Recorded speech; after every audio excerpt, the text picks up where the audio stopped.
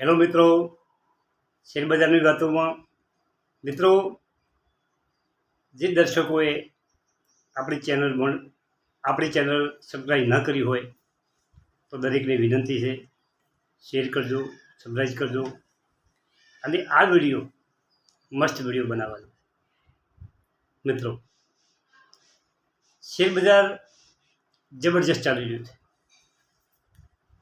અને જો મિત્રો, મારી હું વાત કરું કે શેરબજારમાં ગભરાવાની જરૂર કોઈ નથી, ચિંતા કરવાની કોઈ જરૂર નથી. મેં તો શેરબજારમાં ખૂબ ચડાવ ઉતાર જોયા છે. ઘણી વખતે કોરોના વખતે તમે જુઓ મિત્રો, તો નિફ્ટી 7,000 નીચે આવી ગયું. આજે 22 ઉપર ચાલે છે, 22,000 ઉપર ચાલે છે. મિત્રો, હમણાં મિડ કેપ અને સ્મોલ કેપમાં જે ઘટાડો આવ્યો 11, 12, 13, 14 તારીખે ગજબનો ઘટાડો.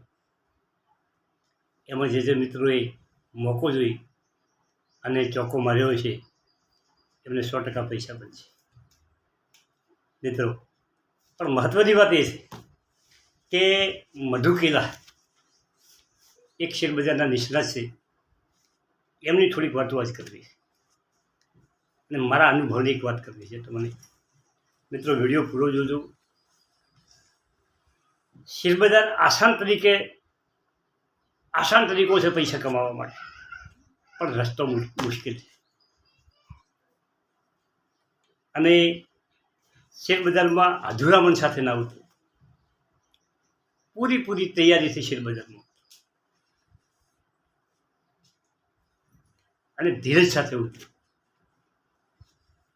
તમારે કોઈ શેર તમે રડારમાં રાખ્યો, ધારો કે મેં વિડીયો બનાવ્યો અને તમે કેટલા દિવસ તમારા રડારમાં છે, તો એની રેકી કરો. શેર ઊંચો જશે પણ તમને એક વખત મોકો આપશે. વિનિશભાઈ વધી અને 1400 પછી ઘટીને 1200 થયો અને આજે 1900 રૂપિયા પર ચાલી રહ્યો છે. આ બે શેર મસ્ત છે, પણ અત્યારે લેવો એવા નથી, ખૂબ વધી ગયા છે. પરંતુ કોઈ પણ કારણસર મોકો આવે તો ચૂકતા નહીં. હવે બીજી વાત છે, પૈસા શેર બજારમાં 110% બને, પરંતુ એક તમારે ધીરજ રાખવાની જરૂર છે. તમે શેર બજારમાં ધીરજ નહીં રાખો, વફડા થઈ જશો તો ગયા.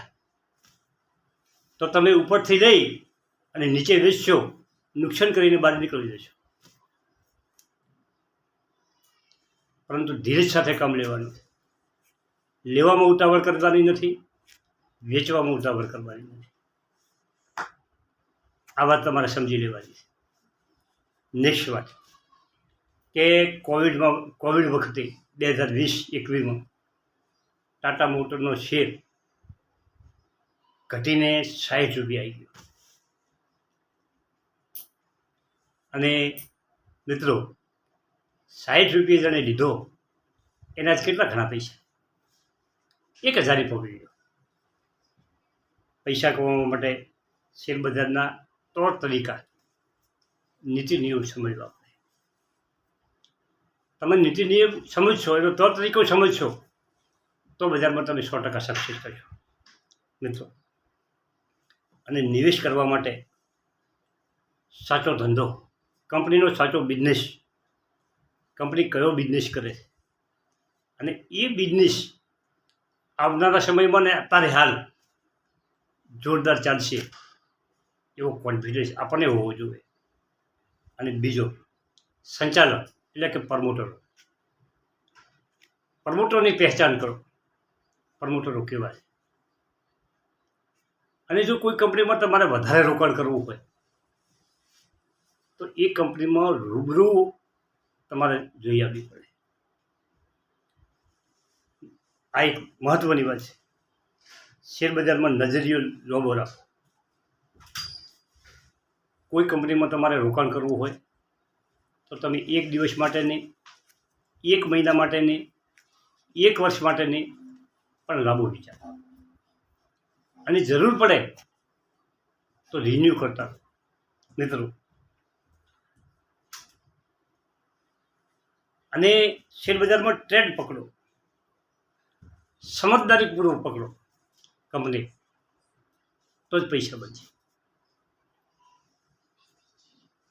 ગભરાયા શેરબજારમાં પૈસા નહીં બને. એક કહેવત છે કે જે મોટા નિષ્ણાતો છે શેરબજારના, એમણે એક વાત કરી છે, જોરદાર વાત કરી છે કે આખું ગામ વેચતું હોય. શેરબજારમાં જે નિષ્ણાતોએ વાત કરી છે એ બહુ મહત્ત્વની વાત છે, અને તમારે પણ એ વાત 100% સમજી લેવી કે બધા વેચતા હોય, આખી દુનિયા વેચતી હોય, અને એવું લાગે કે શેરબજાર ખૂબ ઘટી જશે, તારે શેર ખરીદી, અને આખી દુનિયા વેચતી હોય, આખી દુનિયા લેતી હોય, બજાર ઉપર ભાગતું હોય, તારે ધીરે રાખીને શાંતિથી બેહો, અને જ્યારે તમને મોકો મળે તાર ખરીદ. મિત્રો, એપીએલ એપોલો ધીરજ રાખવાથી શું લાભ થાય છે એની વાત કરું. એપીએલ એપોલો 2008 મારા પોર્ટફોલિયોમાં હતો. 150 રૂપિયાનો છે, અને એ વખતે મેં 100માં લીધો હોય કે 120માં લીધો હતો, 300 શેર લીધેલા. મિત્રો, આજે મારા પોર્ટફોલિયોમાં 10, 12, 15 વર્ષે મિત્રો એ કંપનીના શેર, કંપની એની ફેસ વેલ્યુ 10 હતી, એ 2 કરી એટલે એક શેરે 5 આપ્યા, એટલે 1500 થયા. એ વખત હમણાં બોનસ આપ્યું એટલે 3000 છે. આજે 1800 થઈને 1500 ઉપર ટ્રેડ કરી ગયો. મિત્રો,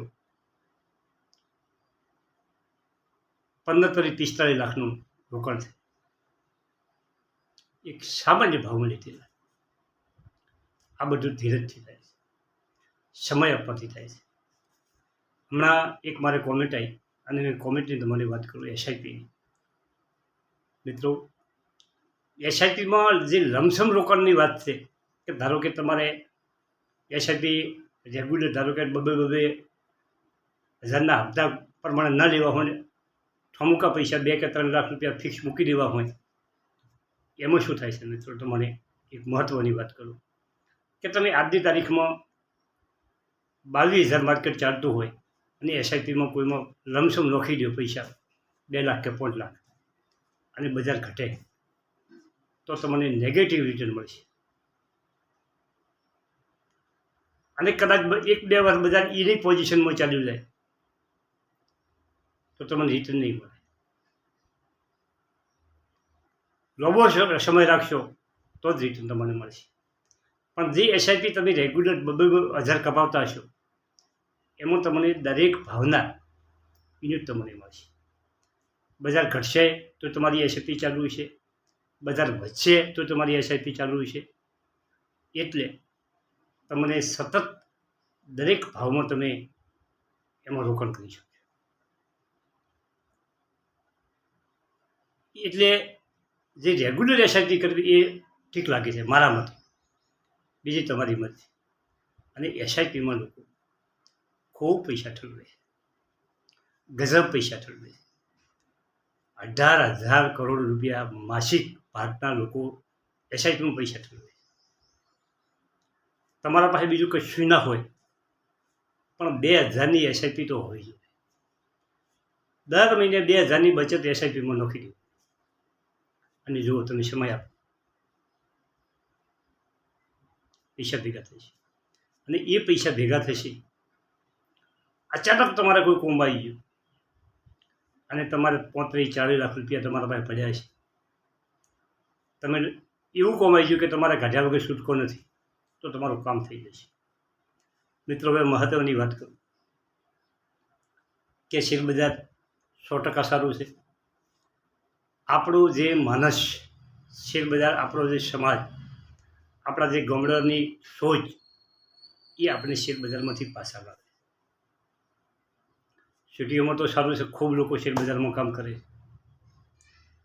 પણ હું ગામડામાં રહું છું, અને ગામડામાં લોકો શેરબજારમાં કોઈ કામ કરતો હોય, શેરબજારમાં મારા જેવો કોઈ વિડીયો બનાવતો હોય, તો એને લોકો એવું કહે છે કે આ કાકો લોકોની શેરબજારને રવાડે ચડાવી અને નુકસાન કરાવશે.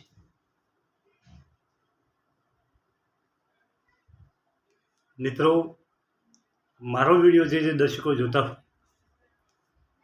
એ તમને મારી વિનંતી છે કે શેરબજારમાં સમજણ પડે તો રોકાણ કરજો, શેરબજારમાં સમજણ ના પડે તો શેરબજારથી દૂર રહેજો. પરંતુ એસઆઈપી તો કરી જ નાખજો, એમાં તમને નુકસાન નહીં પડે એની જવાબદારી મારી.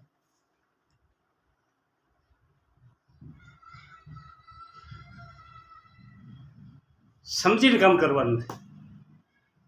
અને એક મેં વાત નોંધ કરી છે, મારા મગજમાં આવું થાય છે ને તમારે થાય છે. જ્યારે શેરબજાર ફૂલ તેજીમાં હોય ત્યારે તમારે મારે બધાને શેર લેવા છે. પણ જ્યારે મિડ કેપ ને સ્મોલ કેપમાં 30% 40% શેર ઘટ્યા ત્યારે કોઈને અડવું નથી. બધાને એમ છે કે આ તો પડી ભાગશે. મારો એક શેર મારા પોર્ટફોલિયોનો છે. એક મહત્ત્વની વાત કરું, આ શેરની પછી વાત કરું. પહેલી એક વાત કે મારા પાસે કોઈ કંપનીના 20,000 શેર છે. કંપનીનું નામ નહીં આલો, કોઈ કંપનીના 20,000 શેર છે. હવે જો હું વેચી શકું, વેચી નાખું, તો મારી તાકાત નથી કે 20,000 હું પાછા લઈ શકું. ઘણા અનુભવ કર્યા, કેટલાય શેરો વેચ્યા મિત્રો, પરંતુ આપણે પાછા લઈ શકતા નથી. તો એ કંપનીમાંથી મહત્ત્વનું એ છે કે લીધેલા શેર તમે પડ્યા રાખશો, મક્કમ રાખશો તો જ પૈસા બચે. હવે મારી કંપનીની વાત, મારી કંપની જ્યોતિ રીઝન મને રિટર્ન આપ્યું છે 5,000%. કેટલું? 5,000%. 100 રૂપિયાનો શેર 4,000 રૂપિયા છે. 4,000માં એક શેર અમે 2 શેર બોનસ આપ્યું એટલે 3 ભાગ એટલે 77, 15, 45, 1500ના ભાવે થયો. 1500થી વધીને 1,800 થયો. 1,800થી ઘટી અને 1,100 આવ્યો. 1,100થી વધી અને 1,780 આવ્યો. 1,780 હમણાં ફરી વખત ઘટ્યો, 1,230 આવ્યો. અને હમણાં 2 દાડથી વધેલો છે, 450 પર ટ્રેડ થઈ ગયો. જો ડાપણ કરવા જાય ઉપર વેચવામાં જાઓ અને વધી જાય તો લઈ ના શકો. 1-2 વખત ખતરા કર્યા હતા પણ લેવરાતા નથી. ખૂબ ઘટી જાય ત્યારે લેવાની ઈચ્છા થાય કે હદીઓનાથી ઘટશે પડો, એટલે એમ થાય કે હવે આપણે લેવો નથી, હજી થોડું ઘટે ત્યારે લઈશું. અને બીજે દિવસે 100 રૂપિયા વધી, 1,500 આવે કે 1,600 આવે ને એમ થાય કે આપણે વેચવું હશે, પણ કે આ તો રાતે હેડેલો છે, 1,800 થયો છે પછી વેચશું. વેચવાનું જ નહીં. હવે કો તો કંપની બોનસ આપશે 2 વર્ષ સુધી, કો તો કંપની સ્પિરિટ કરશે. સ્પ્લિટ કરશે તો સંખ્યા 5 ગણી થઈ જાય છે. અને બીજા એવું ક્યાં રિટર્ન મળે વેચીને? બીજે ખાખા ખોલા કરવા, મૂડીના પેપડા મૂળ કરવા, એના કરતાં એમ જ શોખ પડ્યા જરૂરી છે તે રડી દઈશું. મારું તો નેચર આવું છે. અને જો હું વિચાર નીકળી ગયો હોત તો કશું ના હોત. તમે પણ ગુડ કંપનીઓ, સારી કંપનીઓ લો, લાંબા સમય માટે રાખો અને ધીરે રાખો. અને જેટલું સગવડ હોય એટલું લેવાનું, વધારે લેવાનું જ નહીં. હો વાત એક વાત, તો દુનિયાનો પોર્ટફોલિયો 5 કરોડનો રહ્યો, આપણે 25,000નો હશે તો ચાલશે. શક્તિ એટલી ભક્તિ. લીધા પછી ડગવાનું નહીં. લેવામાં ખૂબ ચીવટ રાખવાની. જાર બજાર ખૂબ ઘટે ત્યારે જ લેવાનું. અથવા તો આપણું મન અંદરથી એમ થાય કે મારે લેવો છે તો લેવાનો. આ ભગવંતભાઈના કહેવાથી લીધો છે કે આ મફતલાલના કહેવાથી લીધો એવું કોઈ રાખવાનું નહીં. તો બધા કહેતા તો તમે શેર બજારમાં ચાલો. Thank you. આભાર.